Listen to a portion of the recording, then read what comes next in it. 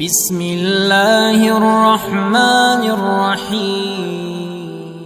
السلام علیکم ورحمۃ اللہ وبرکاتہ۔ حضرت عبداللہ بن عمر رضی اللہ تعالی عنہ سے روایت ہے، انہوں نے فرمایا رسول اللہ صلی اللہ علیہ وسلم نے میرے جسم کا ایک حصہ کندھا پکڑ کر فرمایا، عبداللہ دنیا میں ایسے رہ گویا تو پردیسی ہے، گویا تو مسافر ہے، اور اپنے آپ کو قبروں والوں مردوں میں شمار کر۔ کندھے سے پکڑ کر مطلب توجہ کرنا تھا تاکہ بات توجہ سے سنی جائے اور ذہن نشین ہو جائے۔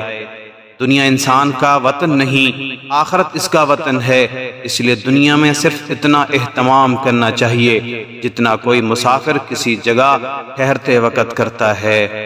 زندگی میں بہت زیادہ آسائشوں کا عادی نہیں ہونا چاہیے۔ میرے معزز سامعین، صدقہ جاریہ سمجھتے ہوئے اس ویڈیو کو لازمی شیئر بھی کیجئے، لائک بھی کیجئے۔ جزاک اللہ خیرا۔